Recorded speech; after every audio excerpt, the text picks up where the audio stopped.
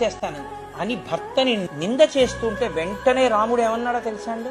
అమ్మా, 1,000,000 మంది కొడుకులుండని, అరిచేతులలో కాళ్ళు వేసి నడిపించే కొడుకులుండని, భర్తని నిందించి భర్తని విడిచిపెట్టి 10 మందిలో భర్త పనికి మాలిన వాడని, భర్త వలన కన్నా తనకి ఇంకొక చోట సుఖం ఉంది అని చెప్పిన స్త్రీ ఎవరుందో ఆమె నృశంసహ, ఆమె ముఖం కూడా చూడకూడదు.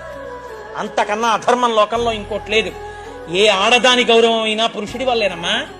నువ్వు అలా అనకూడదు, తప్పది, ధర్మం కాదు. నేను నాన్నగారిని గౌరవించాలి, నువ్వు నీ భర్తని గౌరవించాలి. అదే యశధర్మ సనాతన, అదే ధర్మం. నువ్వు అలా మాట్లాడకూడదు. అంతటి కౌశల్య కట్టుబడిపోయింది. యన్మంగళం సహస్రాక్షే సర్వదేవ నమస్కృతే వృత్రనాశే సమభవత్తత్తే భవతు మంగళం అని మంగళం పెట్టి ఓ కొడుకు బయటికి ఎడుతూ ఉంటే తల్లి ఆశీర్వచనం ఎలా చెయ్యాలో రామాయణం నేర్పింది.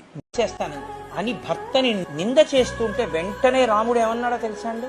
అమ్మా, 1,000,000 మంది కొడుకులుండని, అరిచేతులలో కాళ్ళు వేసి నడిపించే కొడుకులుండని, భర్తని నిందించి భర్తని విడిచిపెట్టి 10 మందిలో భర్త పనికి మాలిన వాడని, భర్త వలన కన్నా తనకి ఇంకొక చోట సుఖం ఉంది అని చెప్పిన స్త్రీ ఎవరుందో ఆమె నృశంసహ, ఆమె ముఖం కూడా చూడకూడదు. అంతకన్నా అధర్మం లోకంలో ఇంకోటి లేదు. ఏ ఆడదాని గౌరవం అయినా పురుషుడి వల్లేనమ్మా.